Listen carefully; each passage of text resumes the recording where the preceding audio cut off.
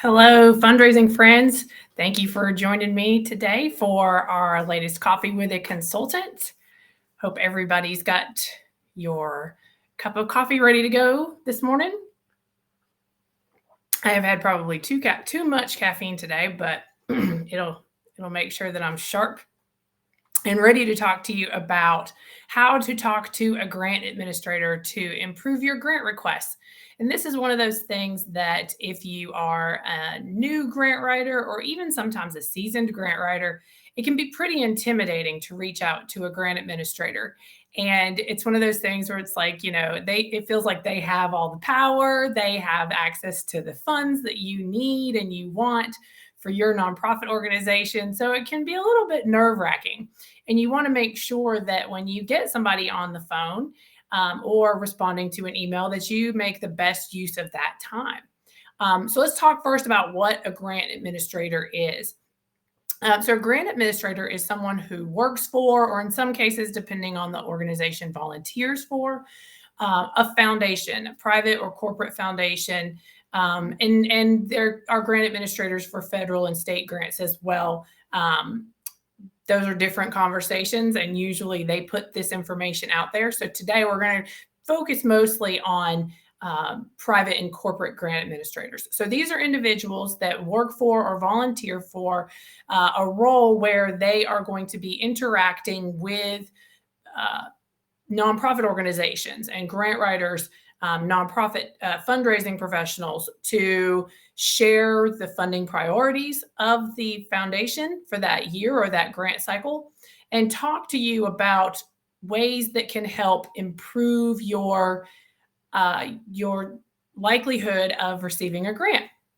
So it's a really valuable resource that these organizations provide. And sometimes grant writers don't even know that that's an option. They can also serve as a champion for your organization. If they get to know what you're doing and they feel like it's a good connection to the foundation's funding priorities for that cycle, then they may take that information that they've learned and go to the review committee or the board and say, yeah, this is really what you're wanting to fund this year, and help move your application through the process. And again, increase your likelihood of a successful grant request. But what do you say when you get the grant administrator on the phone? Or you can also translate a lot of this over to email. But it can be challenging, first of all, to get somebody on the phone, especially, kind of since COVID, everybody's running a little bit more lean. And so sometimes grant administrators may be just responding via email. You may get a form letter back. In some cases, I have gotten a response that says, refer to our website. So, you're going to get a combination of both. I've had some grant administrators that have scheduled hour-long calls with me, and we go into really fine detail about the application and the process and our request and our program. So, that's ideal, but you're not going to get that every time. So how can you, again, make the best use of that time? So where do you find out who the grant administrator is? So my first checkpoint is the website. Hopefully they'll share that information. If they don't, they may have a general email address that you can reach out to, or a general phone number that you can call. It's always best to get an individual's name. That makes it so much more personal in the conversation. So one way to do that is to look up their IRS Form 990. That information should be listed on there. It's usually in about section 16. I've been doing this for a really long time, so I can kind of scroll down to that exact spot where they will tell you the process for submitting an application, what their requirements are, and the person to whom you should address the application. In some cases, that's an executive director. So that may not be who you want to talk to, but they should reference a grant administrator if they have one. So you want to introduce yourself to that person, let them know your title and your role at the organization, and then tell them why you're calling. Just share with them that you'd like to ask a few questions about the foundation, about the grant cycle, and see if they can share some updated information with you about the guidelines. Next, if you've had someone on your board or a volunteer or a staff person at your nonprofit that has a connection with that foundation that has said, yeah, go ahead and reach out to them and use my name. First and foremost, you want to get permission to do that first, but show them that connection and say, Melanie Lambert recommended that I reach out to you today and talk to you a bit about our program because she felt like it would be a good match for your funding interests. Make that connection. And again, that makes it less of a cold call situation. Then you want to briefly describe your organization and your need. And this should be like your elevator pitch. Nothing too dramatic. Don't get into too much of your history. Just give them enough information so that they have the ability to ask you some questions. And then that'll lead into a really natural conversation between the two of you. One thing that's really important in both a grant application and in this conversation is to reiterate that mission alignment between what you do and what they want to fund. That's really grant writing gold. When you can make that connection and say, you want to fund this and this is what we do, you're less having to convince them, right? And just by going through your programs and describing the people that you serve or the mission of the organization, they're going to see that. But being very candid about it and making it a very blatant statement can be really helpful. So you want to also talk to them about, this is why I've reached out to you. I've reached out to you because our missions align, but also because you funded organizations that are similar to us before, or you've funded similar programs. Just to, again, establish that connection and the rationale as to why you are connecting specifically with them. And that can be really helpful for a grant administrator too, if he or she is taking notes and may, as I said, may be able to champion your cause. That could be a good little, brief description for him or her to share with the review committee. So you're also going to want to ask some questions and get some information from them. And they may naturally answer these questions in a conversation with you. But these are the things that you're going to want to look for based on what they share, or you're going to want to ask them. So one of the things that is most important to me is to kind of reiterate a little bit about what I've shared and then be very specific in asking, do you feel that an application from us is appropriate right now? Now, they may say, yes, send in your application. We can't wait to see it. Can't wait to share it with the review committee. And they may say that right now is not the right time. So in those cases, I would ask a follow-up question and just say, when do you feel like would be an appropriate time for us to submit? And they may flat out say, not right now. We're not funding that right now. We're looking at other priorities, or we've expended all of our funds for this grant cycle. Come back next cycle or next year. So you're going to want to take note of that and make sure that you move forward under the guidance that they provide as the answer to that question. If they do provide you with a yes, go ahead, you'll want to verify their deadline. So this can change even with using, I use a lot of the online databases to research grant opportunities. So even with those that are working to provide the most current information, some things can be a bit out of date. So just yesterday, I found one that was showed a date of May 15th, and it had been updated on their website that the date was now September 15th. So you want to verify that with them when you get the grant administrator on the phone, and just, make sure that you have at least the next grant cycle deadline.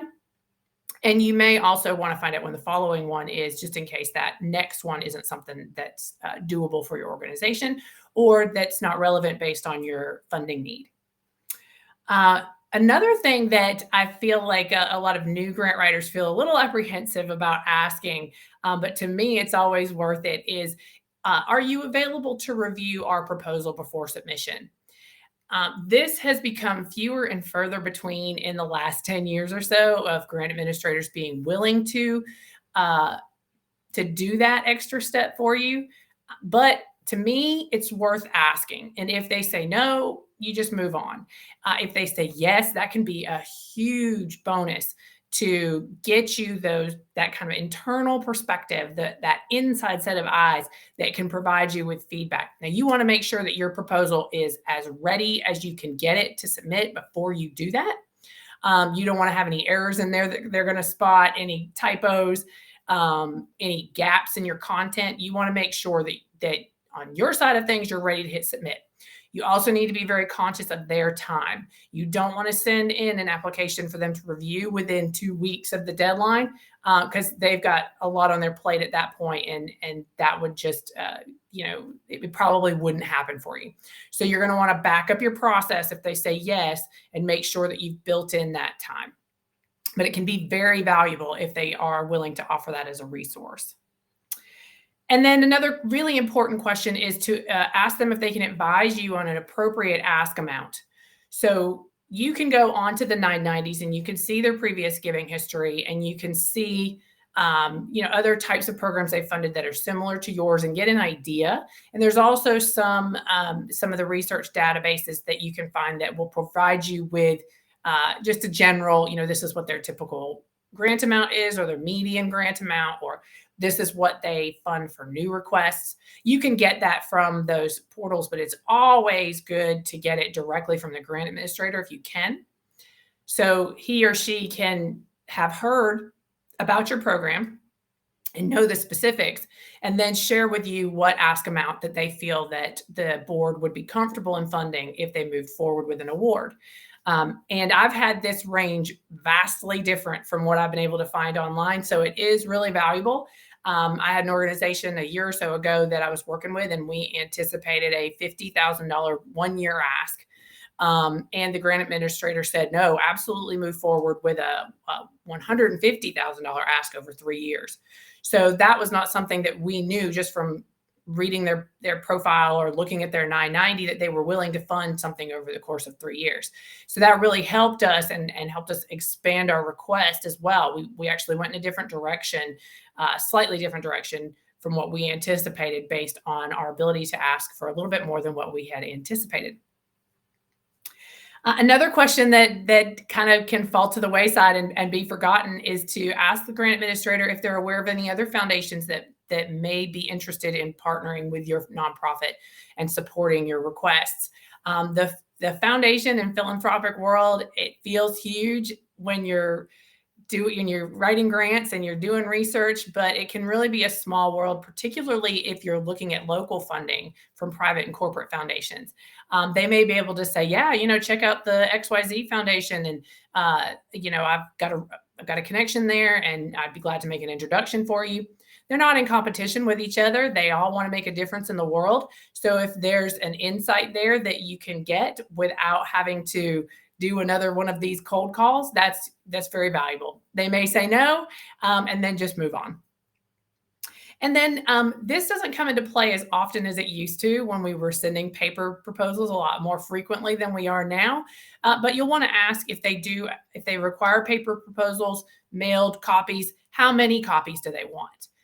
Particularly if it's a smaller family foundation. In some cases, they are spread out all over the place. Everybody has the ability now to work remotely, even private foundation staff or volunteers. So the review committee may be spread out all over the place, and there may be one grant administrator who's sending that application to 7 or 8 different people. So you just want to ask, and out of courtesy, provide that as an option that you can send more than one copy, and maybe save the grant administrator a step in the process. And then ask them if there's anything else that they can share with you that would be helpful.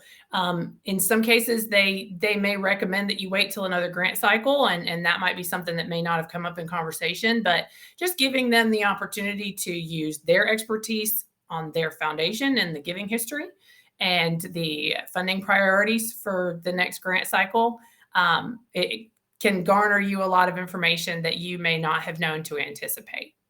So you always want to thank them for their time as you wrap up. And again, if you're not able to get somebody on a call, you can use a lot of these questions to frame an email as well. Now, you don't want your email to be too long. I always lead my emails with, if a phone call would be more appropriate, here's a link to my calendar so they can schedule a time that works for them. so that they don't have to necessarily write back a crazy long email in response to all your questions. I condense these questions a little bit if I'm sending them via email, because again, I don't want it to look novel length. But I'm going to provide you with a free download of the questions and the discussion topics that I shared today. This is typically available in our online store at justwritegrants.com. But today, to thank you for attending our Coffee with a Consultant, I'm going to offer that as a free download, and the QR code is there in the corner for you. I hope it's helpful. One more thing that I share as kind of a bonus outside of the standard conversation starting points when we talk about talking to a grant administrator is I have in the past, I've sent a handwritten thank you note to a grant administrator, particularly that one I mentioned earlier that spent an hour on a call with me. She didn't have to do that. And she really provided me with a lot of insight that led to a successful grant request. And again, that was one of the ones that was more funding than we anticipated. A lot of changes happened after that phone call with her and what we were going to request. So she provided so much value for us. And I wanted to cultivate that relationship with her. And so I sent a handwritten thank you note. And, she never mentioned it after the fact, but I'm a big fan of doing those little things that, kind of fall outside of the norm. Everybody gets tons of emails every day and their inbox is full.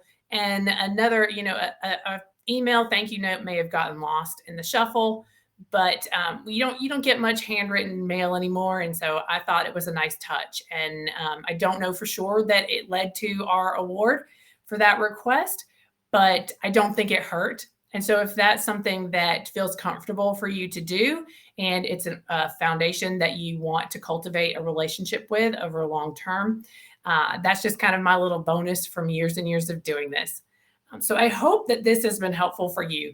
Just taking 5 to 10 minutes to connect with a grant administrator can sometimes make a difference between getting a grant award and ending up at the top of that rejection pile, because just getting that information, making that connection, stewarding that relationship all has so much value in it. And while it can be a little bit nerve-wracking to reach out and make that call, if you're prepared and you know what you're going to ask, then you feel more confident. And after you've got a few under your belt, and realize that you are the expert on your nonprofit, you are the expert on your programs and your needs, you get that little bit of confidence after you've had a really productive conversation. And then you're kind of like, well, I got to do this every time. This has been good and really helpful. So the free download on the QR code, again, includes the list of questions. It also includes a call sheet. So you can print that out.